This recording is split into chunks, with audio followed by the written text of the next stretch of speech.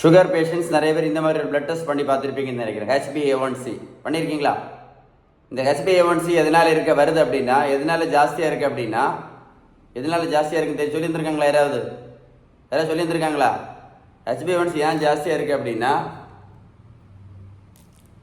இந்த இன்சுலின் ரெசிஸ்டன்ஸ்னால தான். இந்த இன்சுலின் ரெசிஸ்டன்ஸை சரி பண்ணணும்னா, திரும்ப சொல்கிறேன், இந்த இன்சுலின் ரெசிஸ்டன்ஸ் இங்கே சரி பண்ணணும்னா 2 வழி 3 வழி 4 வழியெல்லாம் ஒன்றும் கிடையாது. ஒரே ஒரு வழி தான் இருக்குது. இந்த இன்சுலின் ரெசிஸ்டன்ஸ் சரி பண்ணணும்னா, திரும்ப சொல்கிறேன், ஒரே ஒரு வழி தான் இருக்குது. அதுதான் பேலன்ஸ்டு டயட். அதுக்கு பேர் தான் பேலன்ஸ்டு டயட்.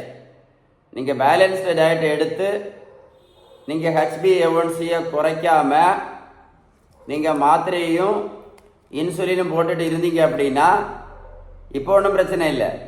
வயசான காலத்தில் பக்கவாதம், கண் குருடு, இருதய மாரடைப்பு, கிட்னி டயாலிசிஸு, சில மேலே காலை கூட விரலை கூட கட் பண்ணி எடுக்க வேண்டிய நிலைமை வரும். புரிஞ்சுக்கிடுங்க. நான் சொல்லல, நீங்கள் புக்கிலே படித்து பாருங்கள்.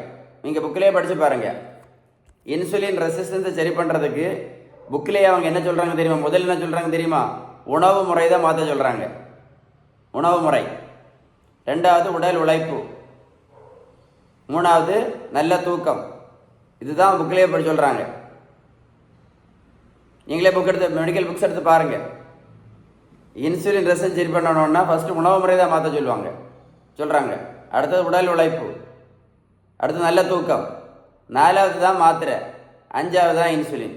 நீங்கள் இந்த 3ஐயும் செய்யாமல், இந்த 3ஐயும் நீங்கள் ஒழுங்காக பண்ணாமல் நீங்கள் மாத்திரை இன்சுலினை போட்டுகிட்டே இருந்தீங்கன்னா, இந்த இன்சுலின் ரெசிஸ்டன்ஸ்னால பக்கவாதம் வரும், கண்ணு குருடு வரும், ஹார்ட் ப்ராப்ளம் வரும், கிட்னி ஃபெயிலியர் வரும், காலில் புண்ணு வந்துச்சுன்னா கால் விரல வெட்டி எடுப்பாங்க.